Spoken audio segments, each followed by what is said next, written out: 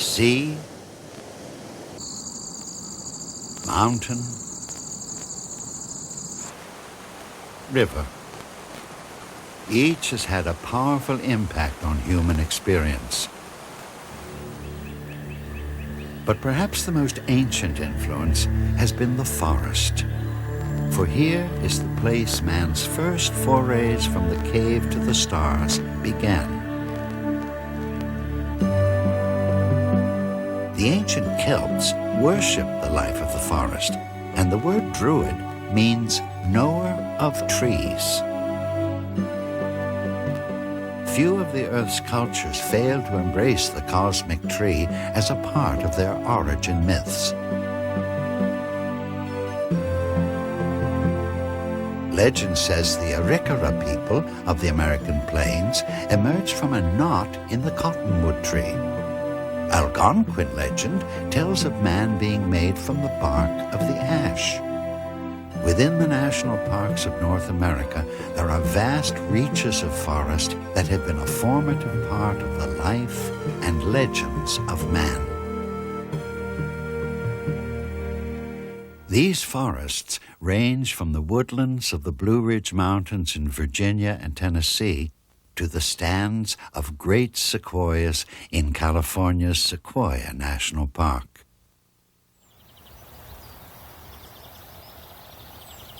On the slopes of the Sierra Nevada, the giant sequoias are the survivors of a forest realm that has endured for millennia.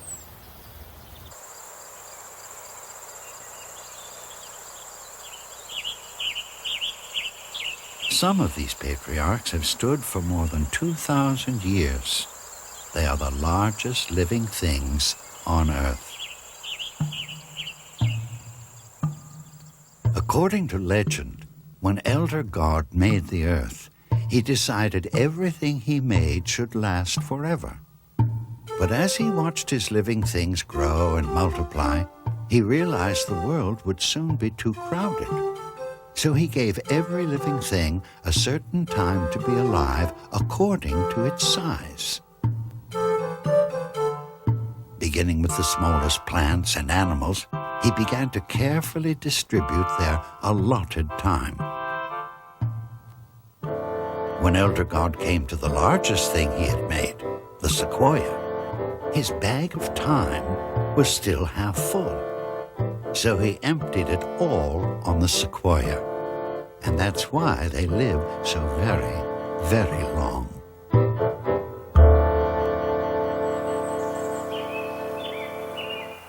Far to the east, there is a more gentle forest.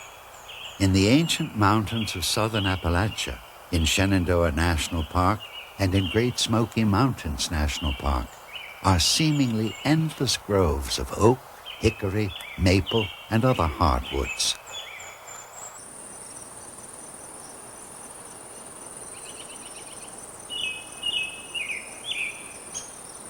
To walk these cool, serene, vaulted byways is to feel an intimacy with nature rarely found in this modern world, where man and nature are too often strangers.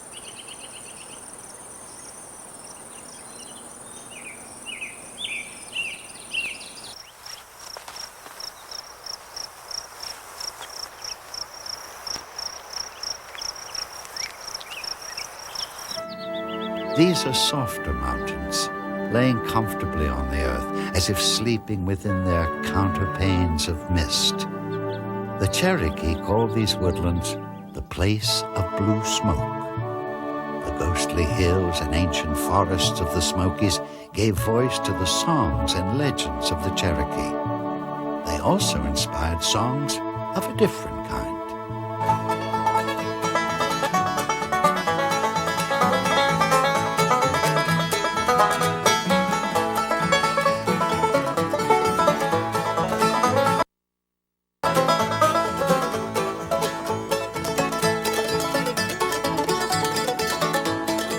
Irish and Scots and English settled in these hills and hollows at the end of the 1700s. Their descendants still gather to tell the old stories of the land. it's mighty peaceful here in these Great Smoky Mountains, isn't it? Long ago, all the people lived in peace. And no time was more peaceful or more sacred than when the pipe was passed and smoked.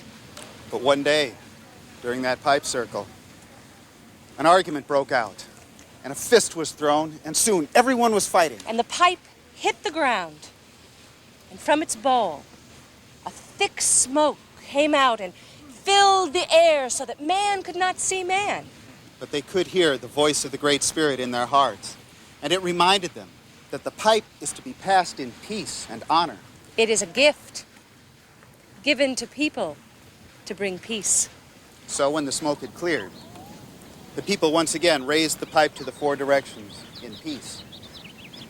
And from that day on, the smoke just sort of lingered here in the southern Appalachians to remind people to live in peace on the earth.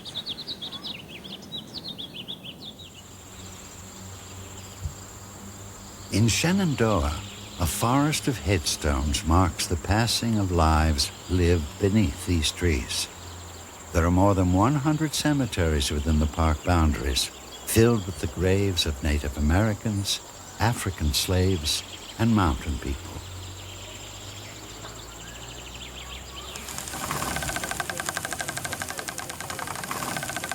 Yet it is the spirit of life that is the most compelling force within the forests of Appalachia.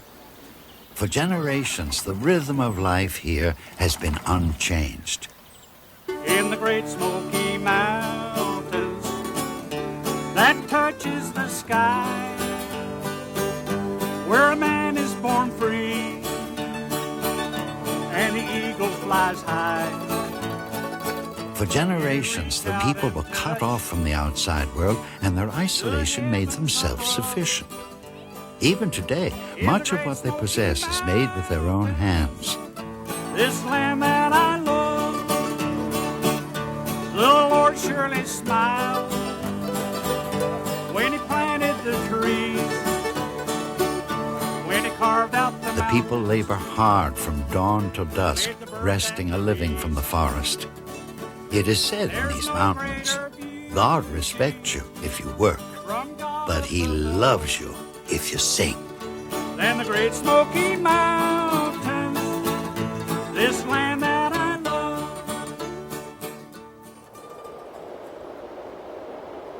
Far to the west, there are lands where few trees grow at all. Here the land is peopled by strange and grotesque shapes carved by water, wind, and time.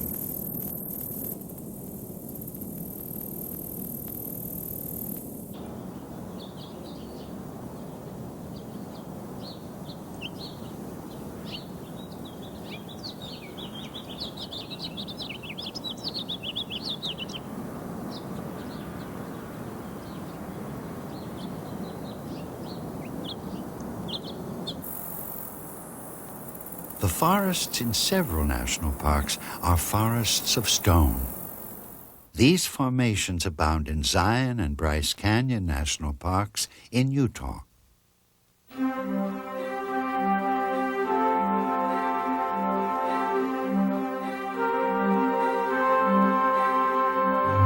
Bryce Canyon seems like an enchanted city built by mythical giants long departed.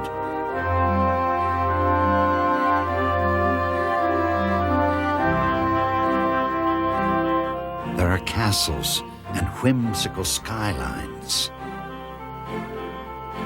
arches, minarets, towers, all cut from stone by the delicate yet powerful hand of water, time, and wind.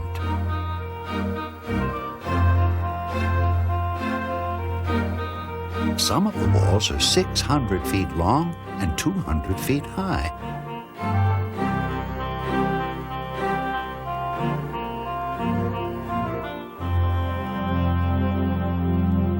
Within the avenues of the city are magnificent, silent shapes that seem to have once been alive. The legends of the Paiute Indians, who lived for centuries among the strange stone formations of Bryce Canyon, tell of a time long ago when Coyote lived here with the legend people. The legend people were animals such as toads, lizards, bats, and insects who had the power to look like people.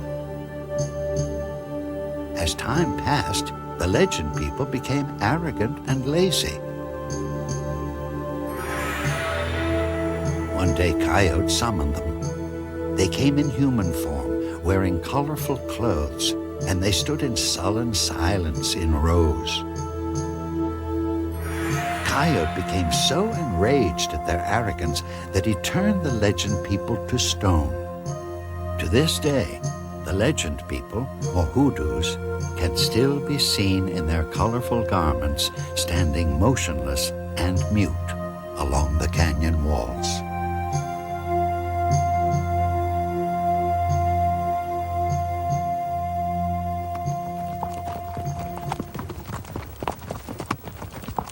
Today, adventurers can descend into the canyon on horseback.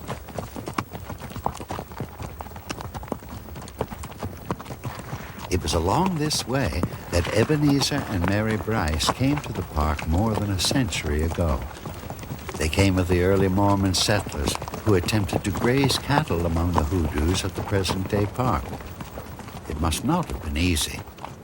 According to legend, Ebenezer Bryce once called this labyrinth of rocks a hell of a place to lose a cow.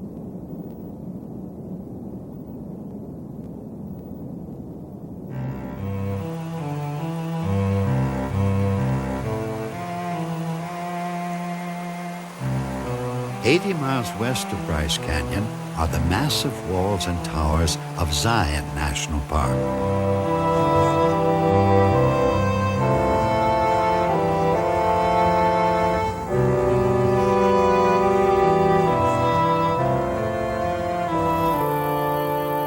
While the formations of Bryce are delicately carved, the temples of Zion seem to have been hacked from the earth with bold, powerful strokes. Vertical canyon walls rise thousands of feet from the valley floor.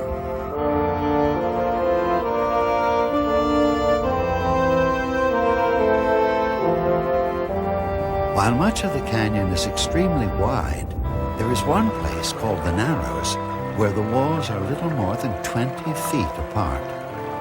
Here, deep within the canyon, the Anasazi wandered some 1,200 years ago and left their stone stories on the walls.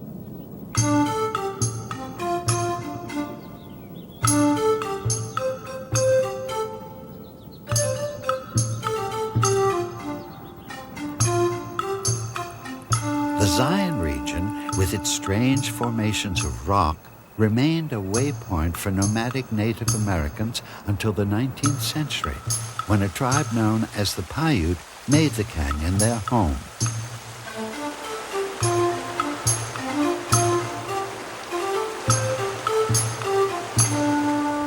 To this day, the Paiute say rocks are living things and are sullen and bad-tempered. They must be handled with care.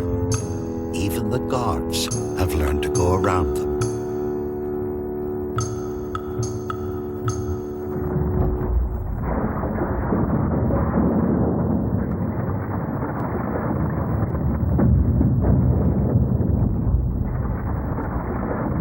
Far to the north of Paiute country, there are lands and lives and legends shaped by ice.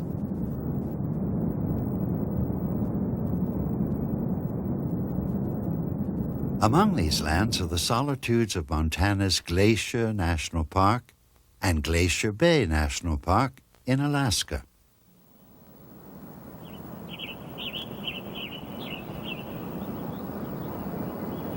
There was a time 200 years ago when Glacier Bay was completely covered with ice.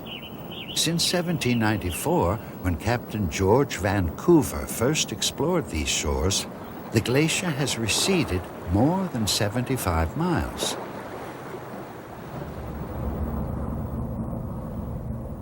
No longer shrouded in ice, the bay is a theater where one of nature's most spectacular dramas is performed. Here is where glaciers come to die.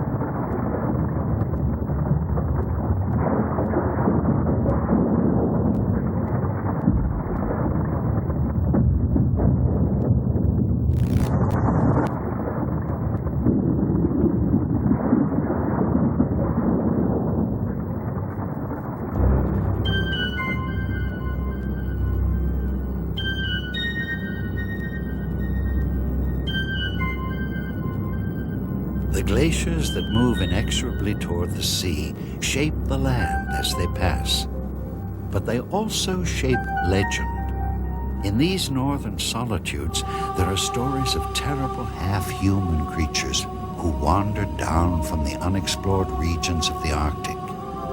The Algonquin people called these creatures Chenus.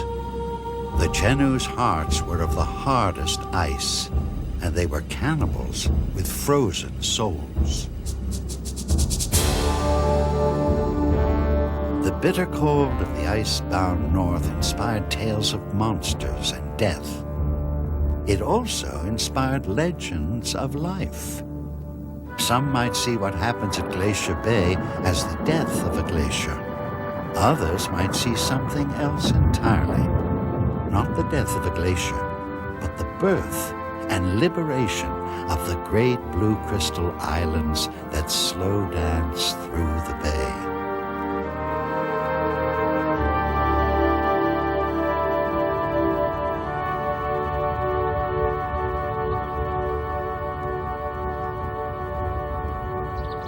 Southeast of Glacier Bay, on the border between Montana and Alberta, Canada, is another land shaped by the pilgrimage of ice. Here, in Glacier National Park, for much of the year, cold dominates.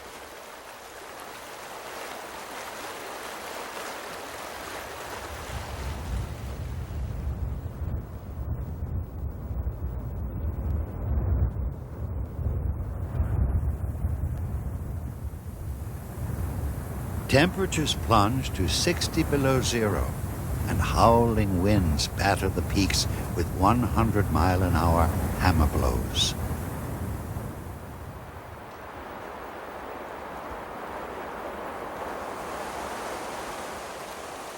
Yet, in the mountains and on the rivers of ice that flow through the valleys, life endures. According to a legend of the people who lived along the Columbia River, there was a time when the whole world was covered by ice. The earth was ruled by the 5 cold wind brothers.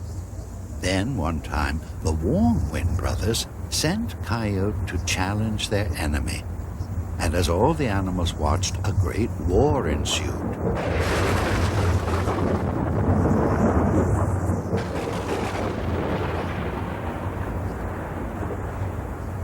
With the help of Coyote, who threw hot salmon broth on the brothers of the Cold Wind tribe, the Warm Wind brothers were victorious. Soon the warm wind came and melted all the ice.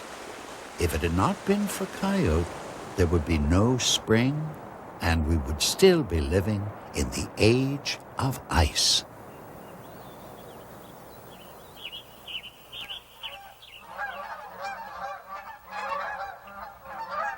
Spring comes to Glacier National Park like a promise kept. Few lands are as wild, as natural, and unspoiled. Few inspire such a deep sense of reverence as do these timeless mountains, meadows, and valleys. The mountains are very sacred to us. It's like walking into a Catholic cathedral. You can feel the power, the spiritual power in there. We went in there to pray and seek those powers what the Great Spirit gave us. Every life form, every land feature has a story to tell. And some of the stories have been told for 1,000 years or more. Curly Bear Wagner is cultural coordinator for the Blackfeet Indian Reservation. We've been using Chief Mountain as a sacred site known as a sacred site for over 2,000 years. The pictograph writing that they found, archaeologists and anthropologists, dated back to 2,000 years ago. So I imagine it goes back even further than that. Our people go to the mountain itself because of the sacredness. It stands out by itself from all the other mountains. And it is like a warrior leading the other mountains into battle. And so it is a chief in its own sense.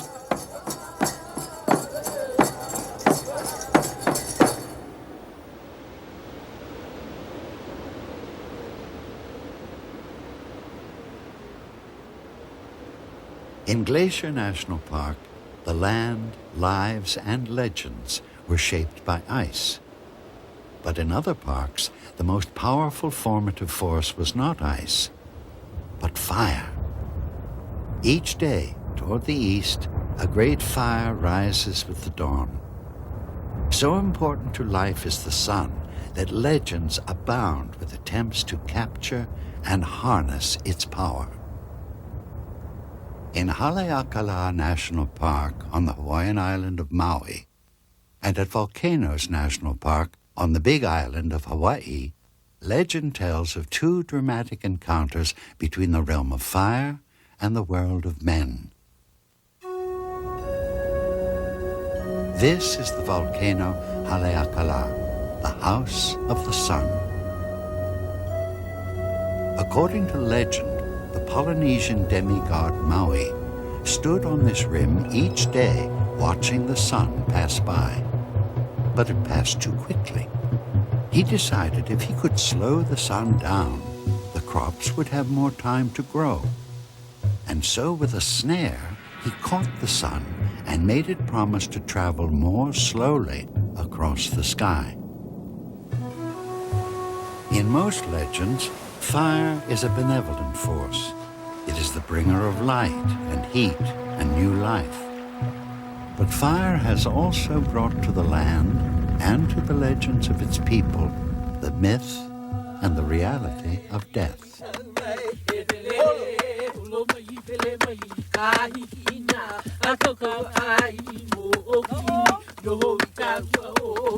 Once Pele, the Polynesian goddess of fire, who lived a long way from the Hawaiian Isles, decided to leave her family and search for a new home.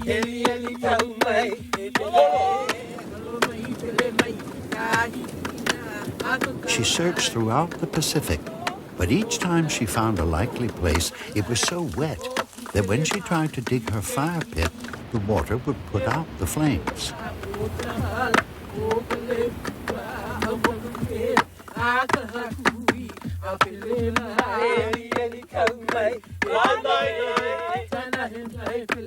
Finally, Madame Pele came to the island of Hawaii, and she found a place where her fires were not extinguished. Pele made her home deep within the volcano of Kilauea in Hawaii's Volcanoes National Park, and there she dwells to this day. But she is a terribly dangerous tenant, for when Pele is rebuffed or offended, she hurls fire and molten stone from her lair beneath the earth, and her enemies are consumed. In this way, the islands of Hawaii were formed by the creative rage of Pele.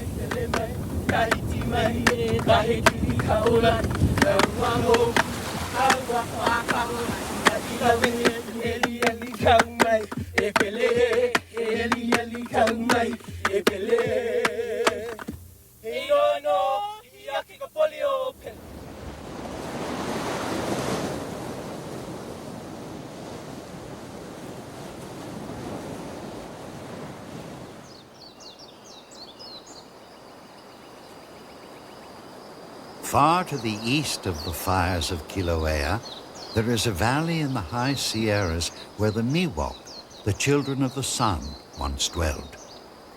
Long ago, the valley was called Awani, or Deep Grass Valley.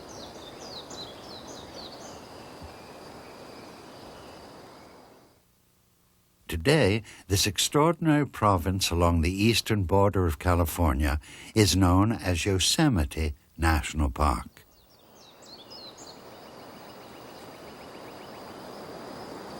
The lands and landscapes of Yosemite are a banquet for the eye and for the soul.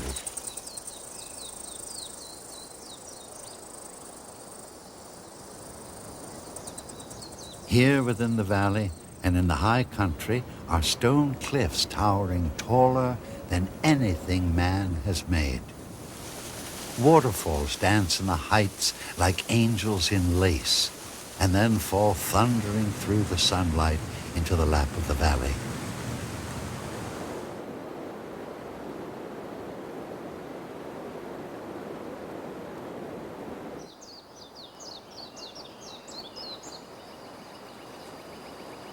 Here are glacial lakes and alpine meadows and streams of liquid crystal.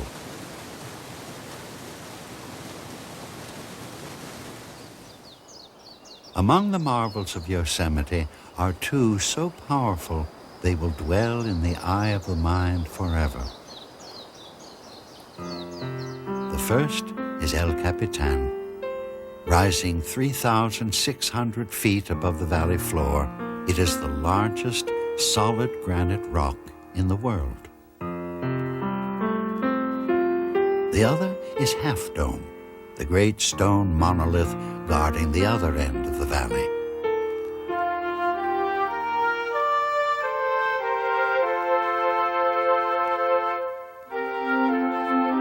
Half Dome, El Capitan, and the other distinctive landforms of Yosemite have inspired a colorful anthology of legend. The story goes back to a long, long time ago when in the valley... Even today, Miwok storytellers pass on these oral traditions to the young, such as the story of how El Capitan was formed. According to legend, a family of bears lived in the valley. After swimming in the river, two bear cubs lay down on a flat boulder to rest.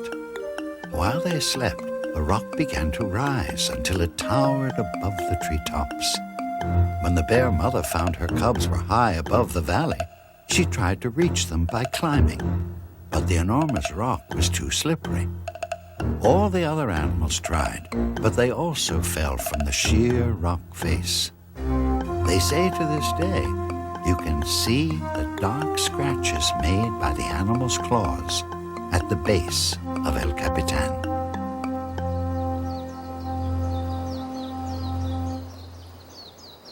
At the turn of the 20th century, the Scottish-born naturalist John Muir wandered the Yosemite Valley and camped in these hallowed groves.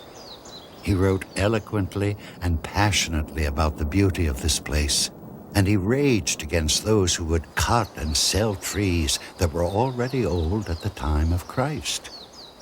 As well sell the rain clouds and the snow and the rivers to be cut up and carried away, he wrote. Muir founded the Sierra Club and declared war on those who would destroy the last remaining wilderness areas of North America. His fiery prose in defense of these lands became the manifesto of the American conservation movement, a movement that would lead to the creation of the National Park Service in 1916, a movement that is still locked in mortal combat with those Muir called the timber thieves, land skimmers, and spoilers of the forest.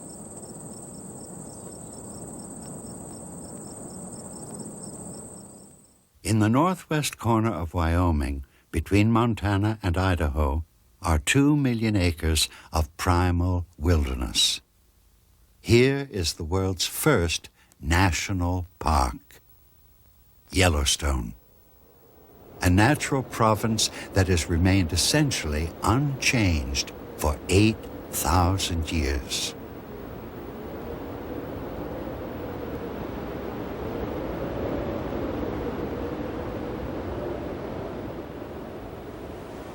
Air, earth, water, fire, the fundamental elements of nature.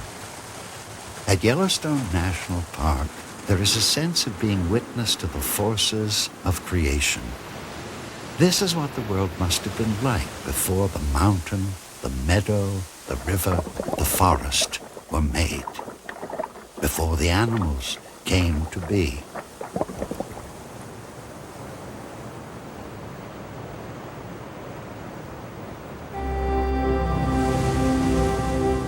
According to legend, after Old Man, the creator of all things, made the Blackfeet people, he came north into the Yellowstone country. As he traveled, he made images of clay in the form of buffalo, and he breathed on the images, and they started to run.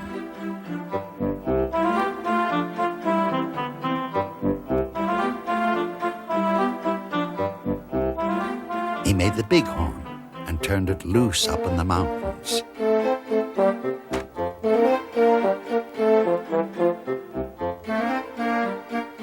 He made the great gray owl and the trumpeter swan.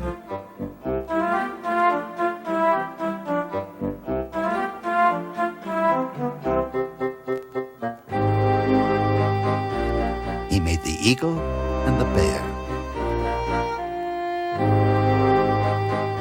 He made the flowers of the field and the creatures that crawl on the ground.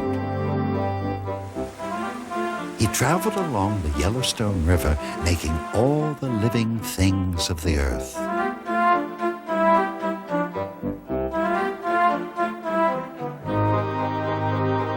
He put trees in the ground, made the rainbow, fixed up the world as we see it today.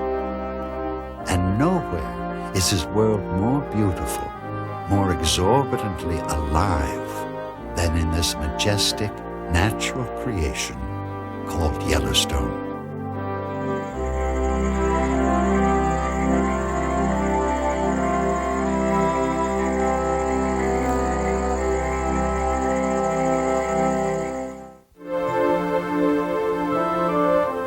Whether the earth was created by rage or by love, by accident or plan, by raven or by Pele, the stories of the formation of the land and its living things reflect a timeless human search. A search for reasons and for cause and for meaning.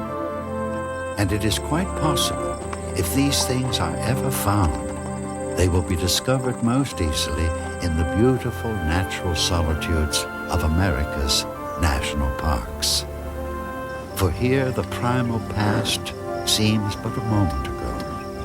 The land is alive. The owl is a brother to the bear.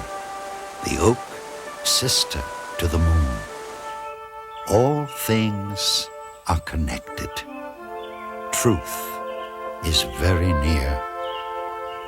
To be alone in these places is to experience what the people of the morning light must have felt when they first stepped ashore from the eternal sea.